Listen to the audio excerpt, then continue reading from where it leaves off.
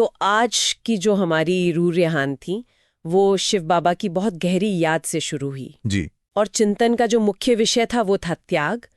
ये 08482 की अव्यक्त मुरली पर आधारित था और मुरली का सार इतना शक्तिशाली था कि एक महात्यागी आत्मा ही महादानी और वरदानी बन सकती है। बिल्कुल। और चर्चा शुरू ही इसी गहरे बिंदु से हुई। मतलब ये कोई साधारण बात नहीं है नहीं, बिल्कुल नहीं। कि अगर आपको महादानी बनना है, वरदानी बनना है, तो उसका आधार ही महात्याग है। और ये बात इतनी साफ हुई कि जब तक आत्मा के अंदर मतलब थोड़ा सा भी स्वार्थ है अपने किसी भी खजाने के प्रति, चाहे वो ज्ञान हो, शक्तियां हो, कुछ भी हो, हाँ, तो बुद्धि की लगाम वही खींची रहती है।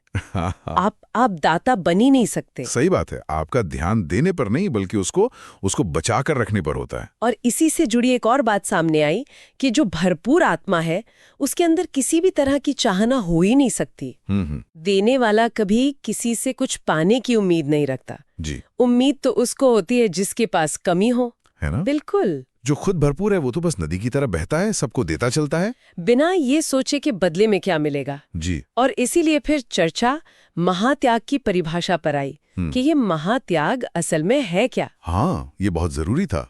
तो बाबा ने तीन बहुत सूक्ष्म त्यागों की तरफ इशारा किया। अच्छा। पहला तो देह भान का त्याग, ये मैं शरीर हूं इस पहचान से ही मुक्त होना। दूसरा, अपनी कर्मेंद्रियों के आकर्षण से, उनकी पुरानी आदतों से उनका त्याग। और तीसरा, जो शायद सबसे मुश्किल है, वो संबंधों वाला। हाँ, लौकिक और अलौकिक दोनों तरह के संबंधों में लेन देन और अपेक्षाओं का त्याग। और बस यहीं पर चर्चा एक बहुत ही प्रैक्टिकल सवाल पर आ गई। जी। मुरली में बाबा ने कहा कि किसी भी आत्मा से, चाहे लौकिक हो या अलौकिक, थोड़ा सा भी सहयोग या सहारे का भाव मन में नहीं रखना, क्योंकि वो कर्म बंधन बन जाता है। हाँ, तो सवाल ये उठा कि क्या ये संभव है? मतलब बिना किसी के सहयोग के कोई कैसे रह सकता है? आत्मा अकेली नहीं पड़ जाएगी, फिर संगठन का क्या मतलब रहा? बिल्कुल, ये सवाल सबके मन में आया। और इसका जो स्पष्टीकरण मिला वो बहुत सुंदर था।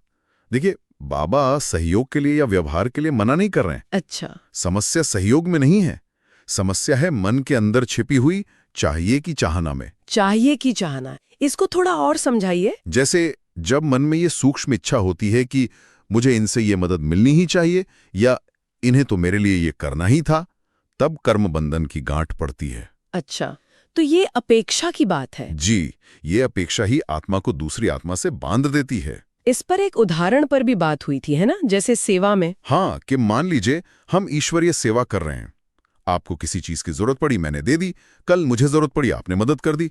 ये तो एक शुद्ध व्यवहार है, सहयोग है। इसमें कोई बंधन नहीं कोई है। बंधन नहीं। बंधन तब बनता है जब इसमें अपेक्षा घुल जाती है कि मैंने तो किया था पर इन्होंने मेरे लिए क्यों नहीं किया। बस ये जो शिकायत का खेल है, यही मन की शांति को खत्म करता है। और यहीं पर बुद्धि और मन का जो अंतर है वो समझने की बात आई। बहुत गहरा बिंदु था ये। कि बुद्धि तो जानती है, उसे श्रीमत पता है कि क्या सही है क्या गलत, लेकिन मन तो भावनाओं का केंद्र है। हाँ, लगाव, घृणा, खुशी, दुख सब मन के स्तर पर होता है। हम ये नहीं कहते कि मेरी बुद्धि को अच्छा लगा, हम कहते मेरा मन खुश हो गया। बिल्कुल। तो बाबा हमें इन्हीं मानसिक इमोशनल बंधनों से मुक्त होने की कला सिखा रहे हैं। नहीं तो योग में भी बाबा की याद के बजाय वही आत्मा या वही बात याद आती रहेगी। जी, वो बंधन परमात्मा से जुड़ने ही नहीं देता। इसी समझ को और पक्का करने के लिए एक बहुत ही वास्तविक स्थिति पर चिंतन हुआ कि मान लीजिए अलौकिक परिवार में कोई आत्मा आपको बार बार किसी ऐसी सेवा के लिए कह रही है जिसके लिए आपकी बुद्धि हाँ नहीं कर रही, और आप मना भी कर रहे हैं पर वो मान नहीं रहे हैं। हाँ, वो बार बार आपको उसी सेवा में बांधने की कोशिश कर रहे हैं। ऐसी स्थिति में क्या होता है? तो एक अनुभव ये साझा हुआ कि कई बार एक मौन प्रतियोगिता शुरू हो जाती है। प्रतियोगिता? कैसी प्रतियोगिता? कि देखते हैं कौन ज्यादा शांत रह पाता है या देखते हैं कौन जीतता है, मन में ये भाव आ जाता है। ओ, और इस पर जो समझ मिली वो कमाल की थी। जी। कि जैसे ही मन में ये प्रतियोगिता का भाव आया कि कौन जीतेगा, आत्मा उसी पल हार गई। हाँ, क्योंकि जहां प्रतियोगिता है वहां शुभ कामना खत्म हो जाती है, हम सहयोगी नहीं प्रतिस्पर्धी बन जाते हैं। तो फिर सही समाधान क्या है? क्या हम वो सेवा कर दें बुद्धि के खिलाफ जाकर? नहीं, समाधान ये नहीं है। समाधान है मना करने के तरीके में। अच्छा, कि हमारा इनकार भी निर्मल हो, नम्रता से भरा हो, वाणी में कठोरता ना हो, अनुशासन और सभ्यता हो। सत्यता के साथ सभ्यता, ये संतुलन बहुत जरूरी है। टकराव नहीं ठहराव हो, और कभी-कभी संगठन की एकता के लिए। थोड़ा झुकना भी पड़ता है हाँ, ये भी बात आई थी। कि अगर अपने सही होने पर अड़े रहने से परिवार में कोई बड़ी बात हो रही है और कोई मर्यादा नहीं टूट रही, तो थोड़ा समझौता कर लेना। दिल बड़ा रखना। हाँ, दिल बड़ा रखना ही ब्राह्मण परिवार की मानता है। तो इस पूरी चर्चा का जो सार निकला वो यही था हाँ। कि ज्ञान मार्ग का लक्ष्य ही आत्मा को हर तरह के हद के बंधनों से मुक्त करना है। और ये बंधन सिर्फ दुनिया के मैं और मेरे का नहीं है। नहीं, ये बहुत महत्वपूर्ण बात थी। क्योंकि जब हम ज्ञान में आते हैं तो पुराने बंधन तो छूटते हैं, हाँ, पर नए बनने का खतरा रहता है। अलौकिक सेवा का, अपने पद का, मान शान का। जी, ये सेवा तो मैं ही करता हूँ, इस सेंटर की जिम्मेदारी मेरी है। बाबा इन्हें क्या कहते हैं? सोने की जंजीरें। बिल्कुल, हैं तो जंजीरें ही, वो आत्मा की उड़ान को रोकती हैं। और बाबा ने याद दिलाया कि घर जाने से पहले इन सब बंधनों को काटना ही है। अंतमति सोगति।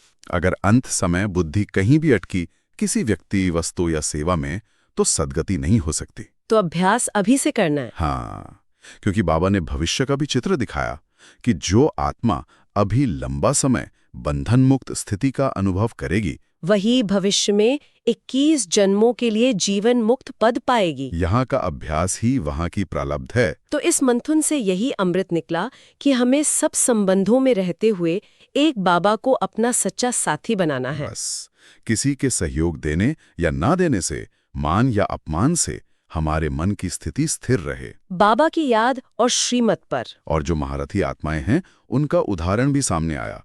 वो सिर्फ दाता बनकर देती हैं। उनमें कोई अपेक्षा नहीं होती। बिल्कुल नहीं। उनकी शब्दावली से ही पता चलता है। वो बस दूसरी आत्मा के गुणों का वर्णन करेंगी, लेकिन उसमें कोई व्यक्तिगत लगाव नहीं झलकेगा। आज की मुरली सच में ही काईने की तरह थी। जी, जिसमें हम अपने व्यवहार को, अपने संबंधों को जांच सकें। और जहां भी कोई कमी दिखे, वहां बाबा की श्रीमत से उसे ठीक करने की विधि बना सकें। ये आत्मनिरीक्षण ही तो उन्नति का सच्चा मार्ग है। अंत में सभी ने यही अनुभव किया कि शिव बाबा की याद ही सच्चा साथी है। ओम शांति।